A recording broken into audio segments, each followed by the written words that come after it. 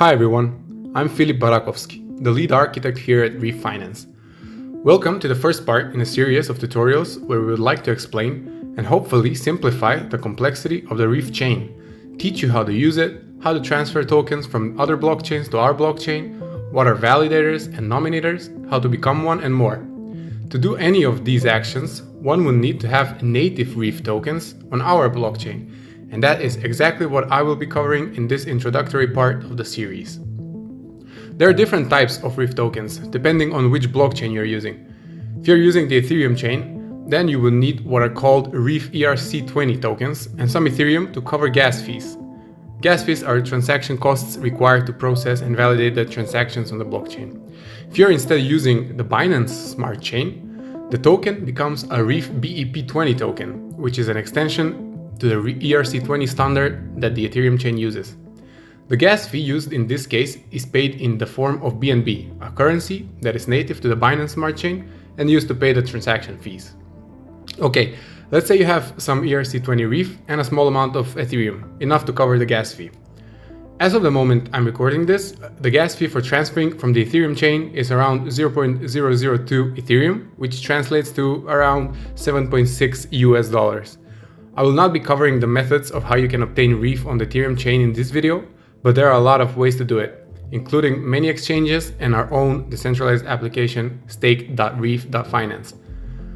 Once you've obtained the required Reef and Ethereum, you will need to download the Klever app, which is a crypto wallet that enables you to transfer Reef between blockchains. You can find the link in the description, both for Android and iOS. In the main page of the Klever app, you will need to add the Reef token to your portfolio for easier management and visibility. Let's do that by pressing on the filter button and typing Reef into the search bar.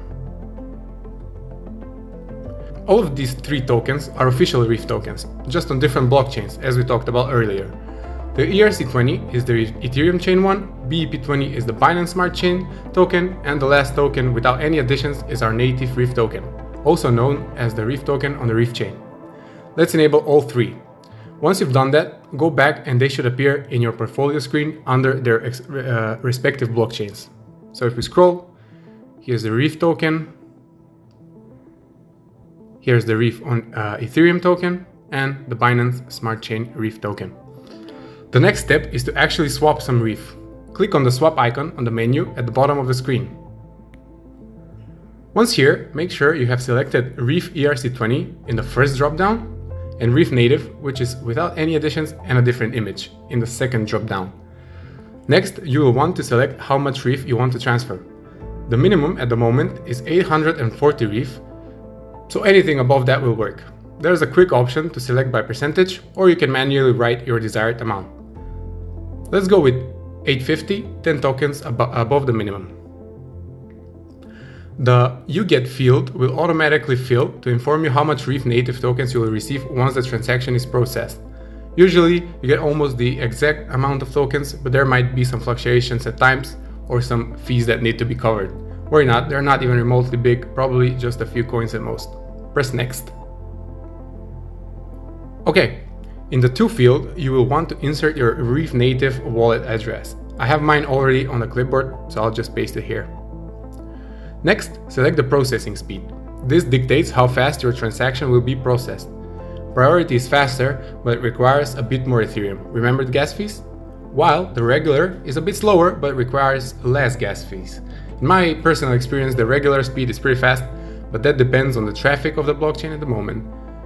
Once we've selected all our preferences, you can find the information about the transactions in the next section, the amount, the fee, the network fee, and how much total Reef you will receive on the Reef chain. Let's select regular, and then let's scroll down and press Convert Now.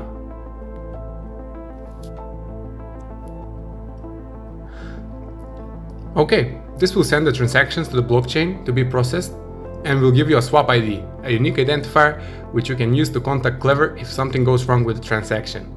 At this point, all there's left is to wait. Press Got It, and you will be taken to a screen where you can see your most recent transactions, including the one we've just made.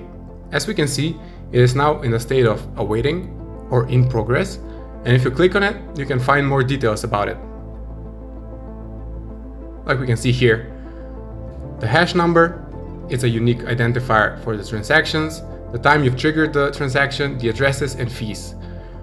Once this transaction gets processed, you will get notified, and all there's left to do is go on console.reefscan.com and check your wallet's Reef currency status.